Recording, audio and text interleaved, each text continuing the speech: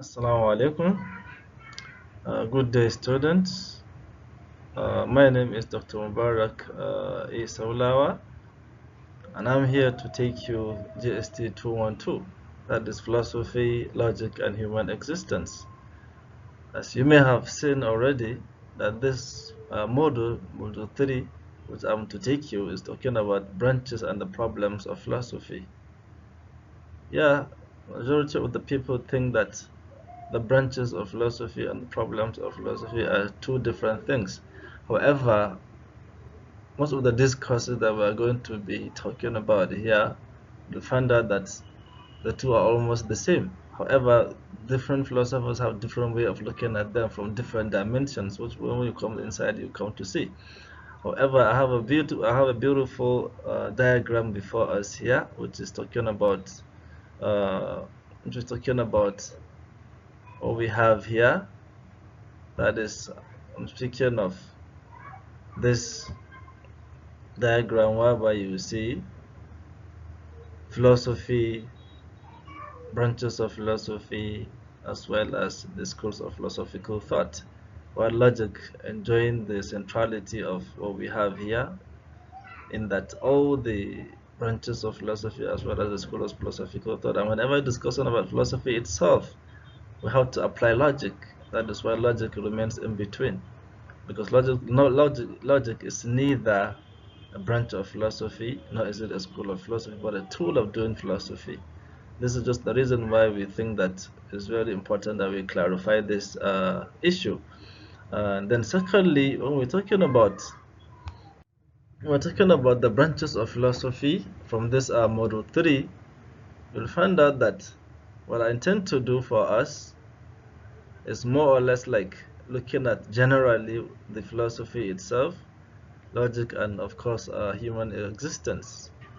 Yes, it is me again. As you can see, this is my picture. If you want to know who I am, then you can have a look, and maybe when we meet someday, you can know where we can maybe make ourselves as acquaintances. You know my office. You can go there for any discussion that you would want to do with regards to these branches and the problems of philosophy. Now, looking at the objectives of this module, that is module 3, our intention is by the end of this module that the students should be able to define philosophy, identify the problems of philosophy, mention the branches of philosophy, and relate the problems to religion. Of course, the reason why we bring religion here, that is what the CC Mass is actually requiring of us. That is, I'm talking about the core curriculum minimum academic standards, that is the CC Mass. Then we also want to discuss philosophy in relation to human conduct, values, and character formation. As a way of a general introduction to the course, logic, philosophy, and human existence, we found out that uh, this course seeks to navigate students through the philosophical debates about philosophy and human existence, which is evident in the major argument of the classical schools of thought, maintaining that essence precedes existence, to mean that humanity itself started as a product of an idea conceived by the universal mind.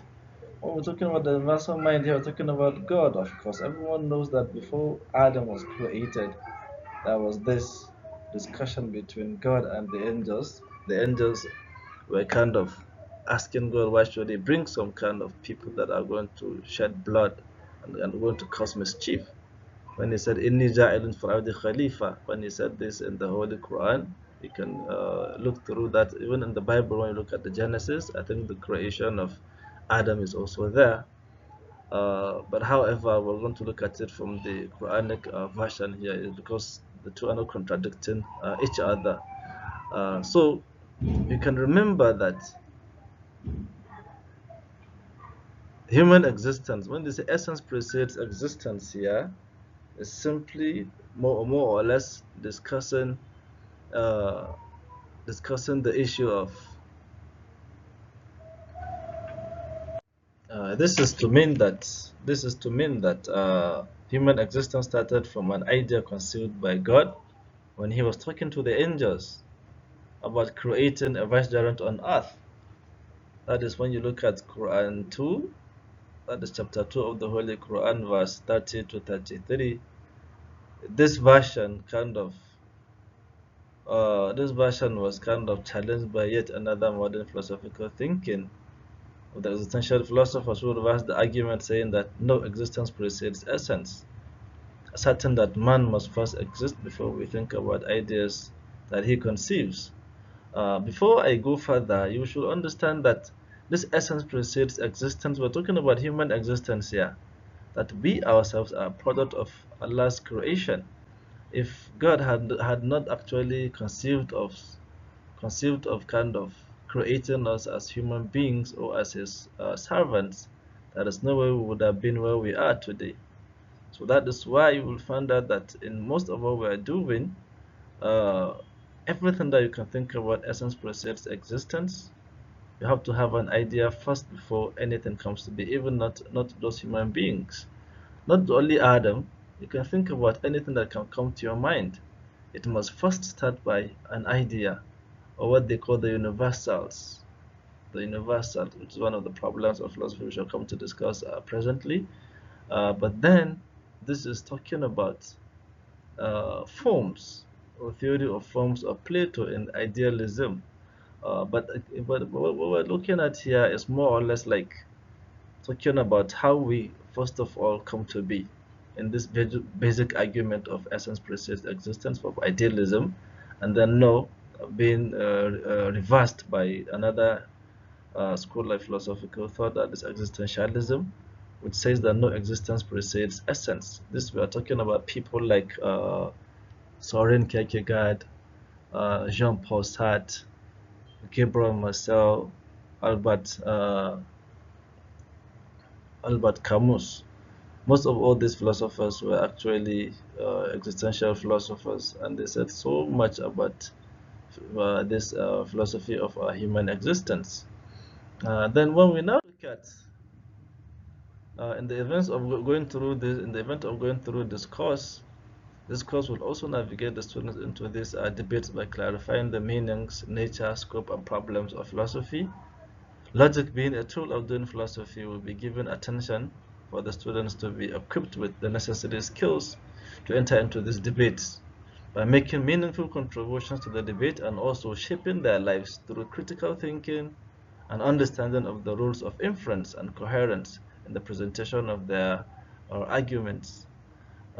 Secondly, we found out that the problems of philosophy also revolve around the three major branches of philosophy, that is speaking of metaphysics, epistemology, that is reality, knowledge, and then axiology, which is values. However, Bertrand Russell, on the other hand, in his book, discussed these problems of philosophy, whereby he talked about reality and appearance.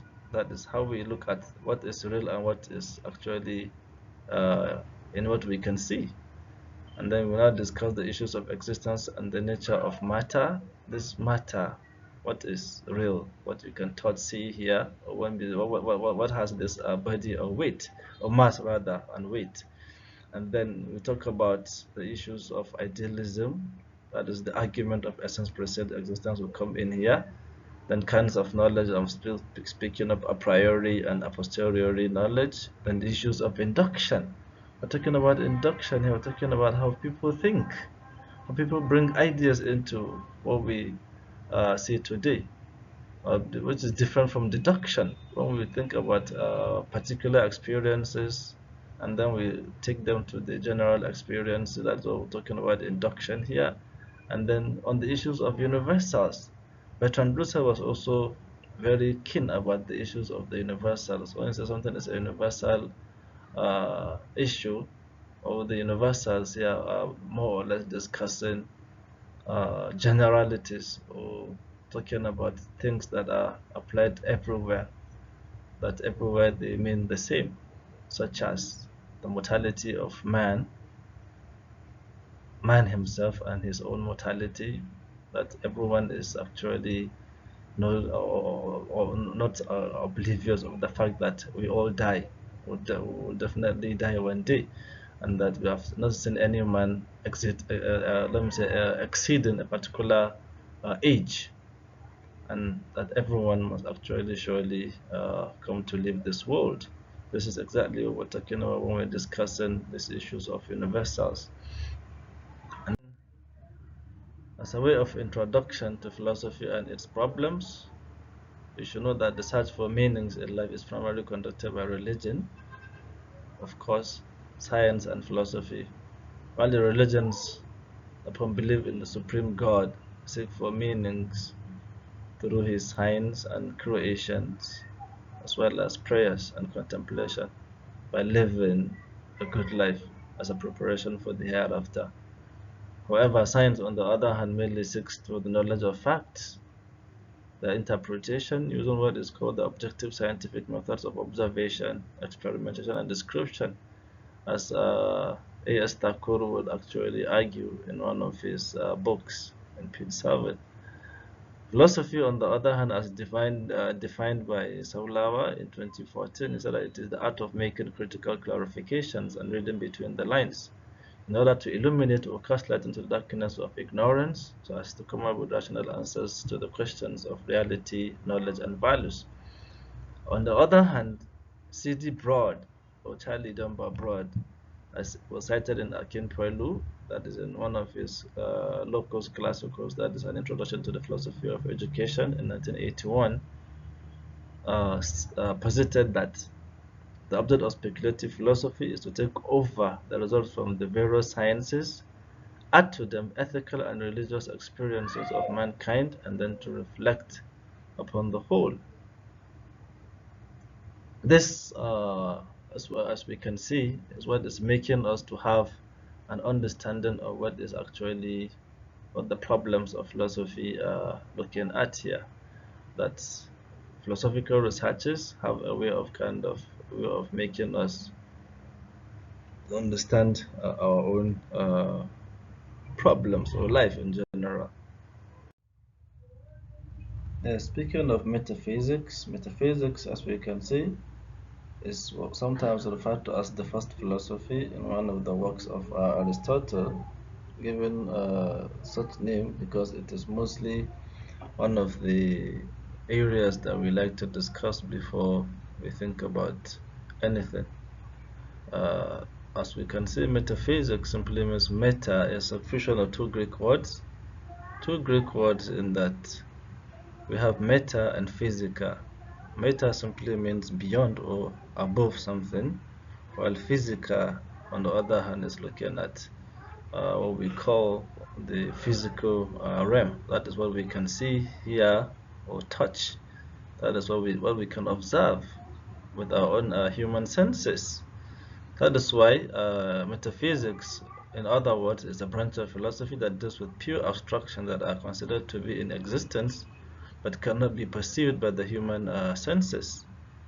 However, this, for example, we can discuss things like the human soul, the mind, the spirits or the jinns, if you like, the angels, as well as God. This is a kind of an area that we would want to actually explore when we're dealing with our reality here. And then we have subdivisions of metaphysics, which could be on ontology, cosmology, and theology. Under this, we kind of talk about ont and logos, that is being, a study of the nature of beings, you see. But the first three here shall be actually considered, that is talking about theology would add discussion on anything about theodicy. Uh, to begin with, ontology, we say it is a study of the nature of being, the nature of man, his psyche, and predispositions. While ontology simply deals with the creator and his creation, you should understand here that when we're talking about the creator, we're talking about God here, and all that he has created, speaking of the seven heavens and earth, and even the human beings, as well as all other creatures, to begin with the angels, the jinns, and whatever you can think about that is existing. So this is speaking of the super being. So I can recall that is this issue of the ontological argument given by René Descartes when he was trying to kind of explain the existence of God. When you look at cosmology, this is cosmos and logos. Cosmos and logos here, that is, cosmos means the universe. Logos, study of the nature of something, and as such, cosmology here means the science of material universe, which studies the nature of the cosmos and their first causes. And in this model, we shall philosophically view it from the angle of their source of control, using reason and theology. What we're trying to say here is that when you look at the cosmos, look at the universe, the solar system, you see how perfect it is, how perfect they are. You think about the Big Bang, how God has talked about the Big Bang. This is why we discuss religion and metaphysics, of course. You can say that the way God has created, or let me say, has made the Big Bang to happen, is there in Surah Al-Anbiya, where what God was saying was, أَفَلَمْ يَرَ الَّذِينَ كَفَرُوا أَنَّ السَّمَاوَاتِ وَالْأَرْضَ كَانَتَا رَتْقًا فَفَتَقْنَاهُمَا. That have the unbelievers not seen that these seven heavens and earth were once compacted in one particular area, but God made them to shatter, and this is where we have the Big Bang. So the Big Bang is there in the Quran and Surah Al-Anbiya. I think that should be Surah number 21. Surah number 21 of the Holy Quran. That is where you find these issues of the Big Bang. And then when you look at theology, directly when you look at theology here, on the other hand, we're dealing with theos and logos. Theos simply means God here. Theos, so study of the nature of God, but in this area, our discussion actually is on the nature of God, or let me say the religions rather. And as we can see that this theology is an offshoot of ontology, of course, dealing with creator and the creation. Uh, that is the being, the super being, and the other created beings. And this is what the Arabics would call Khaliq wal Makhluq. Khaliq wal Makhluq. That is the creator and the creation. So this has been an offshoot of ontology, but it's standing on its own, because theology here studies religion as they relate with the divine, while we look at what we talk about the polytheistic as well as the monotheistic religions. The monotheistic religions here stand for the Abrahamic religions, also called the Abrahamic religions because they believe in mono, that is one God. These religions could be what we call like the Judaism, religion of the Jews. We also have Christianity and as well as Islam. These are the three monotheistic religions we have. And when we talk about polytheistic, these are the Eastern religions. The Eastern religions in most cases here discuss things like when we talk about Hinduism, Buddhism, Zoroastrianism, all this Confucianism, most of these religions, even the traditional African traditional religions too, they were polytheistic because they believe in many gods. That is the poly, many gods, and still how they connect with actually the main creator. What really matters here is for us to see how we can understand the relationship here between the creator and his creation. Different people have different ways of connecting with the divine, and this is their own way of connecting with the divine, of course. And then now when we look at yes, speaking of epistemology, this is yet another area of philosophy that is one of the branches as well as one of the problems of philosophy that have to do with the theory of knowledge. The theory of knowledge, in that when you discuss things like epistemology here, anything that has to do with the validity, nature, and existence of knowledge here is all that we intend to discuss. To begin with, the etymology or the origin of the word epistem, which is another Greek word, and then logos, the study of the nature of knowledge. So therefore, the intention here is for us to look at the kinds of knowledge as well as the types of knowledge or sources of knowledge. Usually, the sources actually have a way of finding themselves in one of the two kinds of knowledge.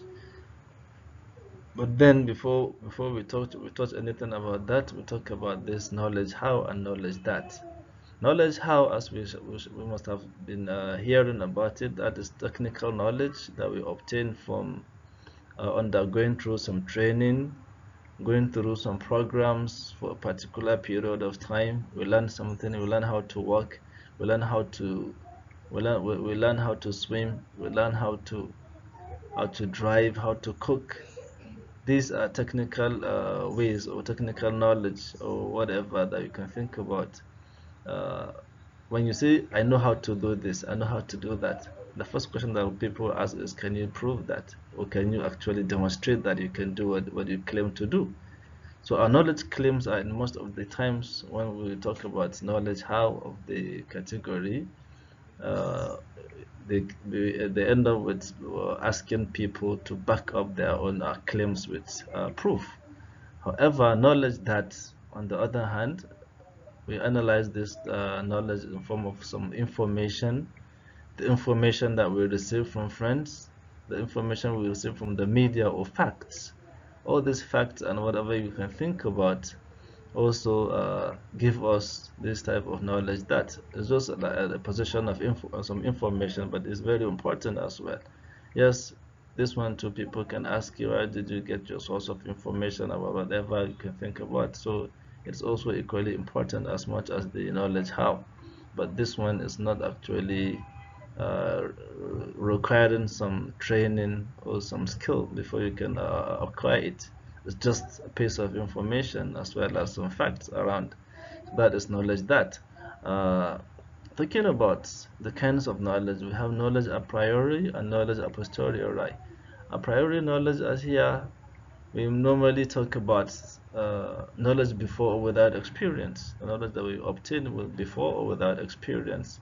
While on the other hand, we're talking about knowledge a posteriori, is the knowledge we gain from our senses or from our own experience. That is knowledge that we get through experience or after experience. So that is why the sources of knowledge that we have here, like the three of them, well, let me say like the six of them here, the six types of knowledge that we have when we look at this, they kind of show us something. Uh, we have reason, revelation, and intuition. Reason is the rational knowledge that we normally have through our sense of thinking as human beings. That is why we call rational animals. The reason, the way we kind of reflect, all these show that we as human beings have this kind of knowledge.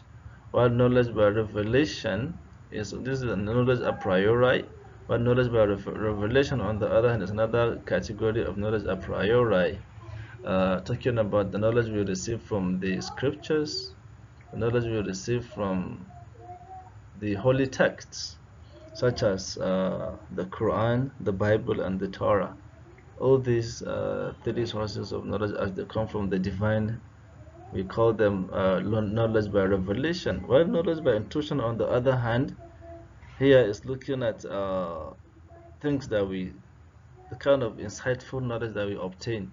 It is neither knowledge by reason nor is it knowledge by revelation, in that it is somewhere in between. You did not actually think it through to get the solution to a problem, nor did you receive any revelation from God.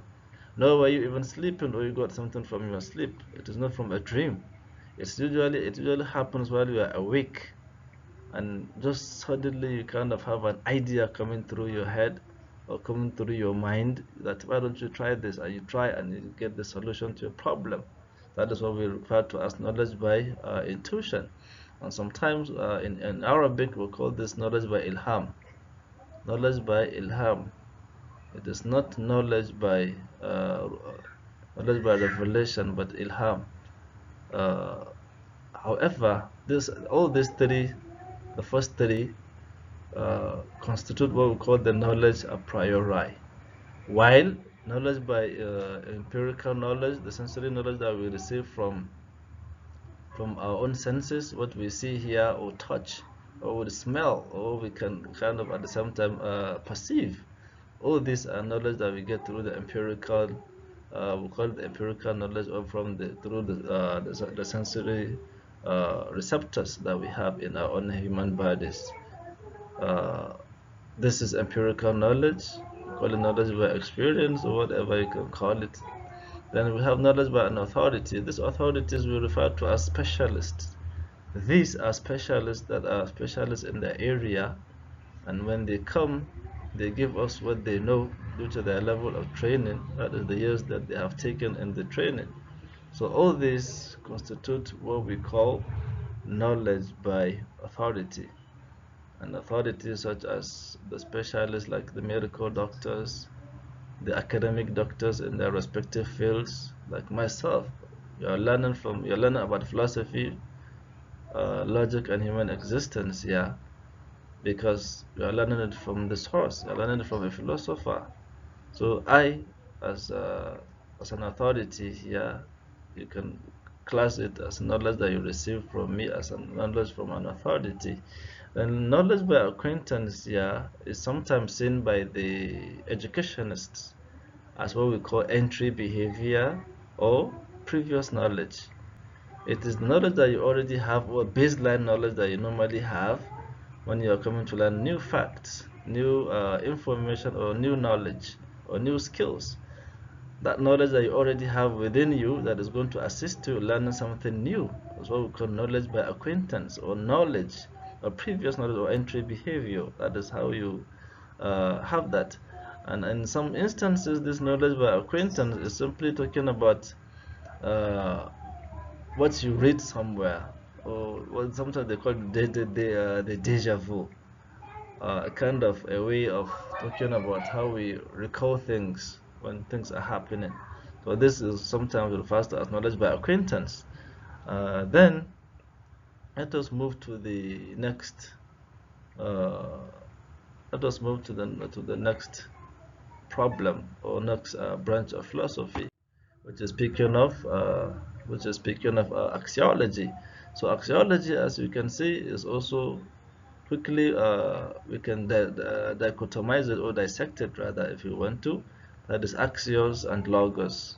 That is of like value, or something that has worth. So axiology is simply talking about the study of the nature of values. That is what we actually revere, or we like, or we kind of put preference on, or we kind of have respect for. These preferences that we can discuss is a question of values. In our own different societies, we have different ways of talking to people. We have different ways of greeting one another, respecting each other. It's talking about when we relate, or we interact with other human beings. All these talk about axiology. So the values here primarily refer to the sense of worth which we place on objects that we cherish, appreciate, want, desire, or need. So all these form what we call uh, the values that we can talk on, the nature of the values. However, axiology is so broad, as you can see. That is why we said that when we're discussing character, when we come here, we are going to kind of expand. We're going to expand when we talk about ethics, and when we talk about aesthetics, most especially the realms of value. While the categories of value here, when we're discussing the objective and subjective values, intrinsic and extrinsic values, moral and non-moral values, this is going to take us into understanding of how we value things in life. So that when we come to understand issues of arguments here in like the ethical theories, we can quickly have an understanding of what we're actually discussing. So looking at the realms of value, to start with the realms of value here, we can say that when we're discussing ethics, ethics here basically has two dimensions, speaking of normative as well as applied ethics. Applied ethics here deals with the issues that directly relate to the people's lives, such as how do we live, or how should we live or die, uh, how should we relate with others, how do we kind of have a conducive relationship, a conducive atmosphere. How can we can create a conducive atmosphere between we ourselves and our fellow human beings that we live in the same community or society. So this deals with applied ethics. So that is what we're talking about here. How should we conduct ourselves? How do we kind of respect one another? This is a question of value that we're talking about. We're talking about character formation in the beginning of this module, talking about how we can understand the character we can form for our own respective individuals when we live in our own societies. So that is the kind of applied ethics we're talking about. While normative ethics, on the other hand, is talking about the moral standards that we put, or that we set as actions, as to what actions are right or wrong, and which are wrong in our own societies. What things should one value? Is life worth living? A typical example of normative ethics can be seen in the holy texts of especially the three monotheistic religions that are speaking of the Torah, the Bible, and the Quran respectively as they come. All these three scriptures, they set us moral standards in the people of in the Jews, the Christians, and the Muslims. We all have our own normative ethics or normative standards. Like in the Quran, we can see a lot of places like in Surah Al-Isra, ولا تبذر تبذيرا ولا تمشي في الأرض مرحا ولا تقف ما ليس لك به علم. All those kind of commandments that Allah subhanahu wa ta'ala is telling us that we should not walk majestically on earth.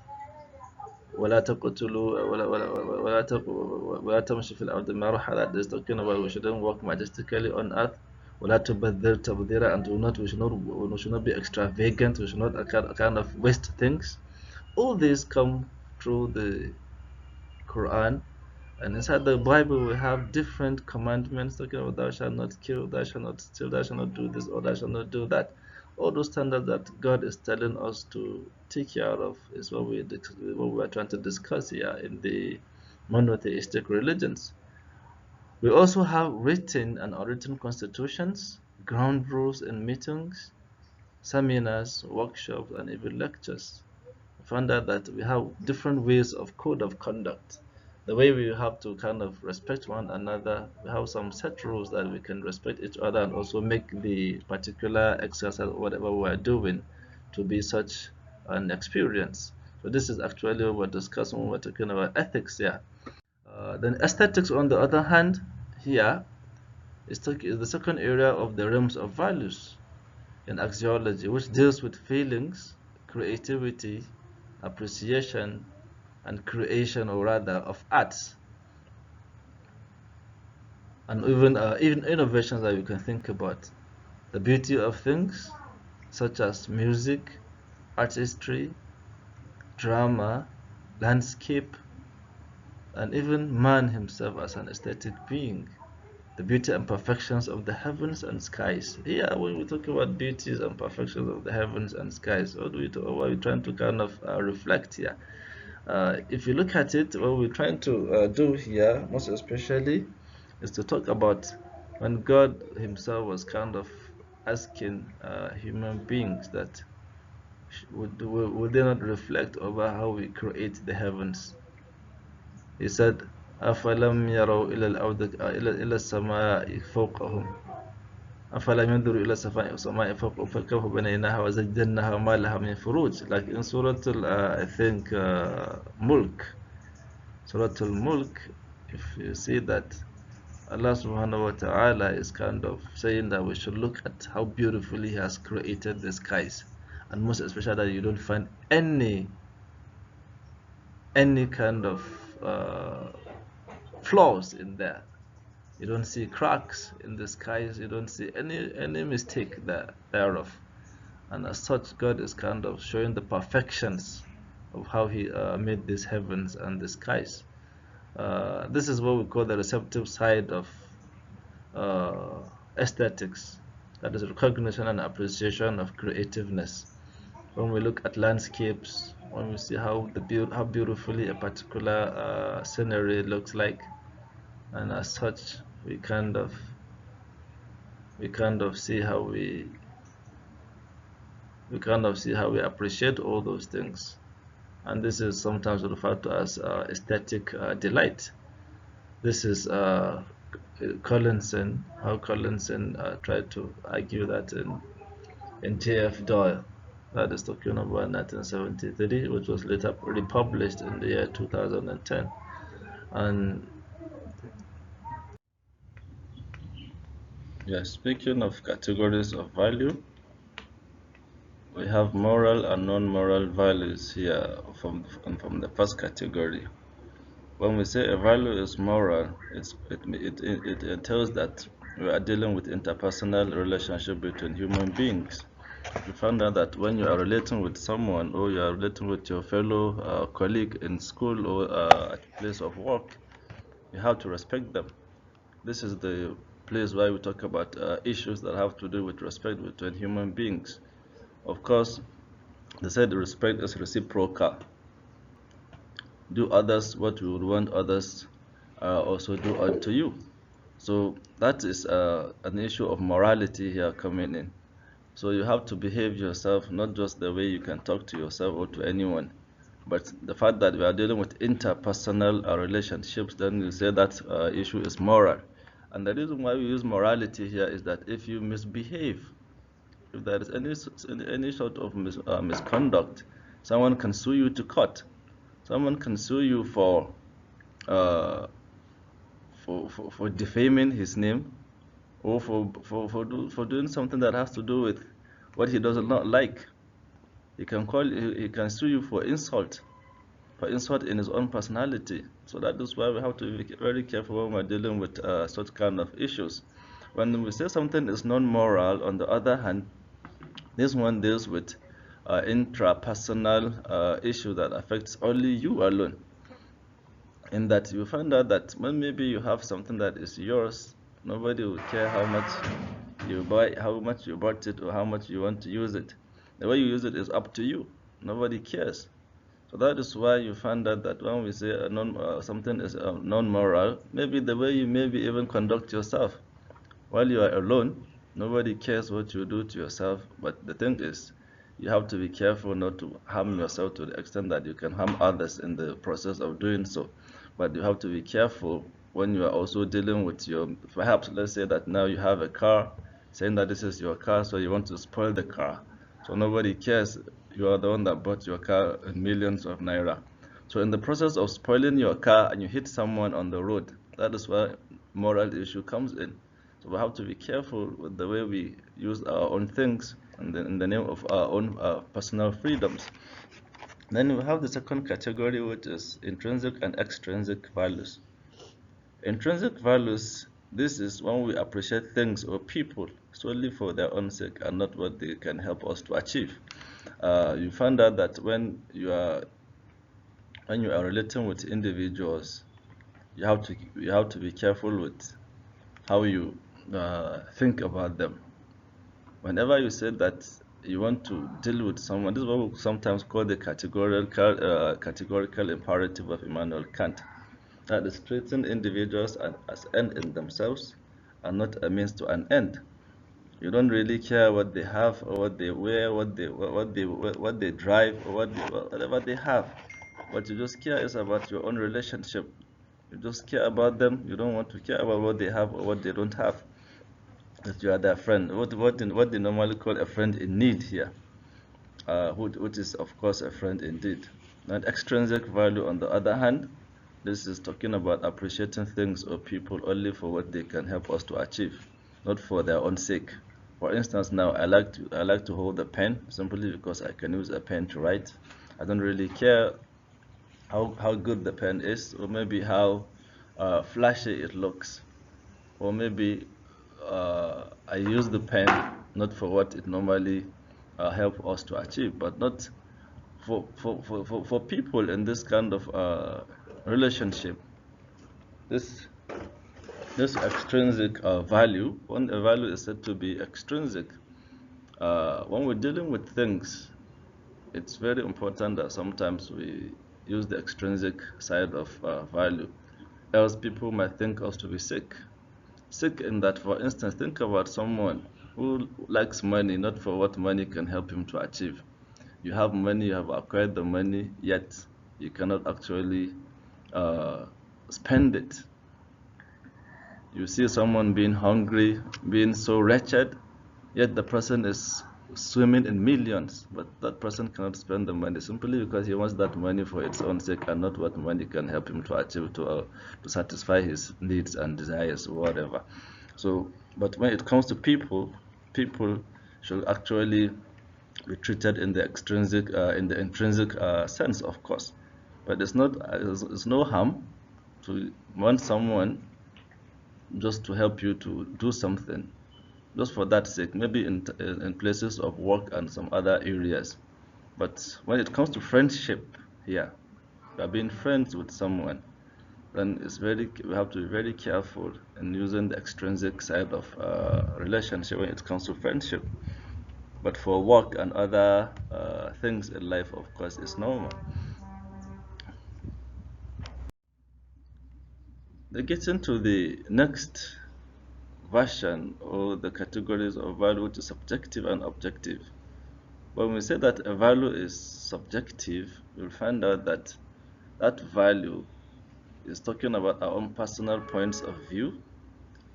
When we place on the ones we place on people or things or activities, such as our own, the way we love people, the way we care about some others, and also when we talk about beliefs. Beliefs is very personal.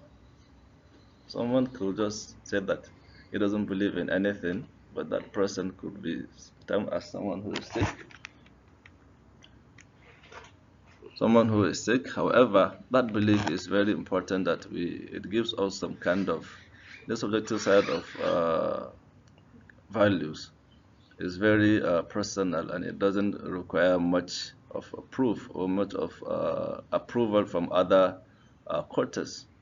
However, one has to be one has to be careful with the way he portrays these feelings, or I mean beliefs, when it comes to public opinion, because sometimes when we are being subjective, we put ourselves in harm's way. So we have to just be careful with the people around and see how we can survive. Then objective values, they said these are generally accepted values backed up by reason. Generally accepted values backed up by reason. Reason in that you find out that maybe the values we place on money, water, or even the air we breathe, all these are values that we know that they are just there. They are facts that everyone can actually attest to that. That yes, money is used for satisfaction of our own wants and also our own desires, but not all the time. You know that not all the time you can use money to get everything. Some things cannot just be bought. You just have to earn them through the way you behave, through the way you relate with others. So when you say that you want to place value on such kind of things as a lot of money, then there is going to be trouble. So this is it. This is all that we have for you. So if you have any questions, you can ask me. Thank you. Thanks for listening. Here are the references. You can look at the references.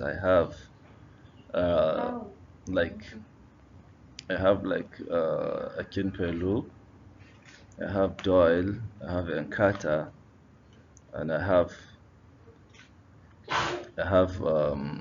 myself among the books that you can see, and even the journals. Some of the journals I used, so you can go there and see more of them.